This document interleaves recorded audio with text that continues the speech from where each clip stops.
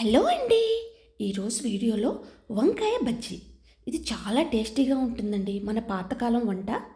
But రోటి పచ్చడి అంటారు చూడండి, ఆ విధంగా చాలా టేస్టీగా ఉంటుంది. ఇలా ఒక్కసారి ట్రై చేసి చూడండి, మీ ఇంట్లో అందరికీ నచ్చుతుంది.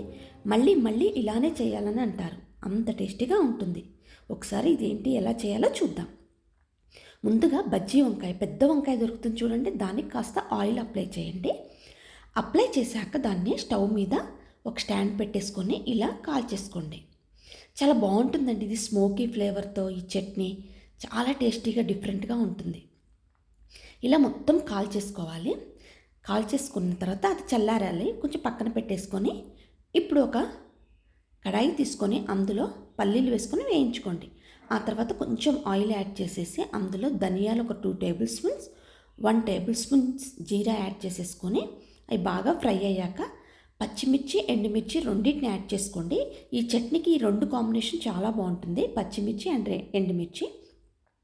అవి ఫ్రై అయ్యాక మనం ముందుగా కాల్చి పెట్టేసుకున్న వంకాయ పొట్టు మొత్తం తీసేసుకోండి. ఆ బ్లాక్ కలర్ మొత్తం లేకోకుండా నీట్గా చేసేసుకొని దాన్ని ఈ విధంగా మ్యాష్ చేసి పక్కన పెట్టేసుకోండి. ఇప్పుడు ఒక చిన్న రోల్ తీసేసుకొని మనం ముందుగా ఫ్రై చేసి పెట్టుకున్నవన్నీ అందులో యాడ్ చేసేసుకొని దంచేసుకోండి. కచ్చా పచ్చగా అలా దంచేసుకోండి. చాలా టేస్టీగా ఉంటుందండి ఇలా చేయటం వల్ల. మనం చిన్నప్పుడు తినే ఉంటాం కదా రోటి పచ్చళ్ళు, సేమ్ ఫ్లేవర్.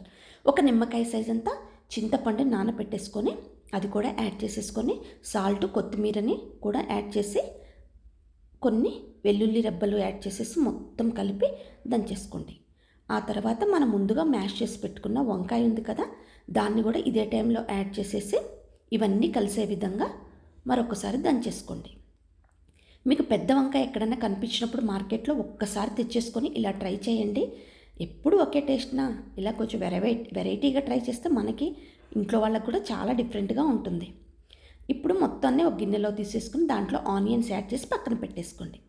ఇప్పుడు పోపు పెట్టేసుకుందాం. దీనికి ఒక ప్యాన్ తీసేసుకొని దాంట్లో జీరా, ఆవాలు, ఎండుమిర్చి అలాగే గార్లిక్ ముక్కల్ని యాడ్ చేసేసి అవి ఫ్రై అయ్యాక ఇంగువను మాత్రం స్కిప్ చేయకండి.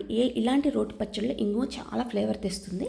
అలాగే కరివేపాకు అది కూడా ఫ్రై అయ్యాక మనం ముందుగా నూరు పెట్టేసుకున్న వంకాయ మిశ్రమాన్ని యాడ్ చేసేసి జస్ట్ 2 మినిట్స్ అలా కలిపి డిష్ అవుట్ చేసుకోవటం. అంతేనండి, ఎంతో ఎమ్మీగా ఉండే మన వంకాయ బజ్జీ స్మోకీ ఫ్లేవర్తో వేడి వేడి అన్నంలో నెయ్యి వేసుకొని తినండి, సూపర్గా ఉంటుంది. చాలా డిఫరెంట్ టేస్ట్ అండి. పైనుంచి సన్నగా తరిగి పెట్టిన ఆనియన్స్ యాడ్ చేసేసుకోండి. మీలో ఎంతమంది ఇలా వంకాయ బజ్జీతో చేసుకుంటారో నాకు కామెంట్ చేయండి. ఈ వీడియో మీకు నచ్చితే మీ ఫ్రెండ్స్కి, రిలేటివ్స్కి షేర్ చేయండి. అలాగే మరిన్ని అప్డేట్స్ కోసం నా ఛానల్ని సబ్స్క్రైబ్ చేసుకోండి. Thanks for watching.